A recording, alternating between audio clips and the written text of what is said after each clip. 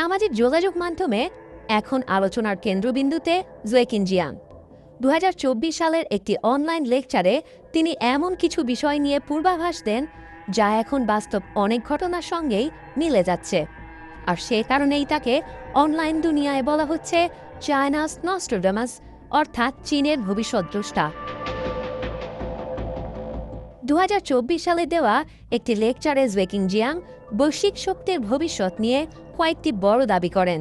সম্প্রতি যুক্তরাষ্ট্র, মধ্যপ্রাচ্য এবং ইরান নিয়ে উত্তেজনা বাড়ার পর সেই ভিডিও আবার ভাইরাল হয়, যেখানে তিনি বলেছেন ডোনাল্ড ট্রাম্প আবার ক্ষমতায় ফিরতে পারেন। সেই নেতৃত্বে ইরানের সঙ্গে বড় ধরনের সংঘাতের ঝুঁকি তৈরি হবে, এমনকি একটি দীর্ঘমেয়াদী যুদ্ধে যুক্তরাষ্ট্র কৌশলগতভাবে পরাজিত হতে পারে। এই দাবিগুলোর মধ্যে প্রথম দুটি ঘটনাই সত্য প্রমাণিত হয়েছে, আর সেখান থেকেই শুরু তিনি ভবিষ্যৎ দেখে ফেলেছিলেন এই আলোচনার ঝড়। জুয়েকিন জিয়াং একজন শিক্ষাবিদ, যিনি বর্তমানে বেইজিংয়ে ইতিহাস ও দর্শন পড়ান।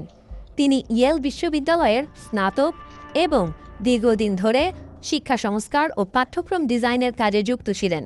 তবে সম্প্রতি তিনি পরিচিতি পেয়েছেন তার অনলাইন প্রজেক্ট প্রেডিক্টিভ হিস্ট্রি এর মাধ্যমে।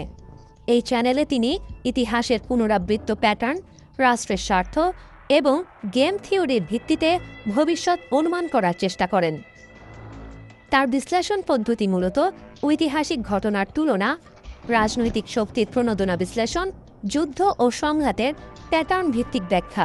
তিনি এটিকে কল্পবিজ্ঞানের সাইকোহিস্ট্রি ধারণার সঙ্গে তুলনা করেন। তার সবচেয়ে বিতর্কিত বক্তব্য ছিল একটি সম্ভাব্য সংঘাতে যুক্তরাষ্ট্র ইরানের বিরুদ্ধে দীর্ঘ যুদ্ধ চালালে কৌশলগতভাবে ক্ষতিগ্রস্ত হতে পারে, যেখানে মূল পয়েন্টগুলো হল ইরানের ভৌগোলিক অবস্থান পাহাড়ি ও প্রতিরক্ষাযোগ্য, দীর্ঘ সরবরাহ লাইন যুক্তরাষ্ট্রের জন্য ঝুঁকিপূর্ণ, স্থানীয় প্রতিরোধ দীর্ঘস্থায়ী যুদ্ধ তৈরি করতে পারে এবং মধ্যপ্রাচ্যের প্রক্সি বাহিনী যুদ্ধকে আরও জটিল করে তুলতে পারে। তিনি ঐতিহাসিকভাবে এটিকে তুলনা করেন প্রাচীন গ্রিসের সিসিলিয়ান এক্সপেডিশনের সঙ্গে, যেখানে একটি শক্তিশালী সামরিক অভিযান শেষ পর্যন্ত বিপর্যয়ে পরিণত হয়েছিল। সম্প্রতি জুয়েকিন একটি মার্কিন রাজনৈতিক শোতেও উপস্থিত হয়ে বলেন, বর্তমান পরিস্থিতি একটি ওয়ার অফ অ্যাট্রিশন বা ধীর ক্ষয় যুদ্ধের দিকে যাচ্ছে। তিনি বলেন, ইরান দীর্ঘদিন ধরে সম্ভাব্য একটি সংঘাতের জন্য প্রস্তুতি নিচ্ছে। তারা যুক্তরাষ্ট্র ও তার মিত্রদের কৌশল আগেভাগে বিশ্লেষণ করেছে। এ সংঘাত বাড়লে শক্তির ভারসাম্য বদলে যেতে পারে। এই বক্তব্যগুলোই এখন সামাজিক মাধ্যমগুলোতে ব্যাপকভাবে ছড়িয়ে পড়ছে। তবে বিশেষজ্ঞদের মতে এখানে তিনটি বিষয় আলাদা করে বোঝা জরুরি।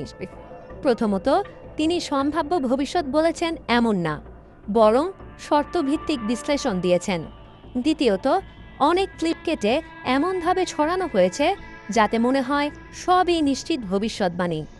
তৃতীয়ত, কোনো পূর্বঘোষিত ঘটনা পরে মিলে গেলেই মানুষ পুরো তত্ত্বকে প্রমাণিত ভাবতে শুরু করে। এটি সাধারণত এক ধরনের পক্ষপাতিত্ব। চায়না নস্ট্রাডামাস নামে পরিচিতি পাওয়া এই শিক্ষাবিদের বক্তব্য এখন বাস্তব রাজনীতি, সামাজিক মিডিয়া এবং ভবিষ্যৎ বিশ্লেষণের সীমারেখা নিয়ে নতুন বিতর্ক তৈরি করেছে।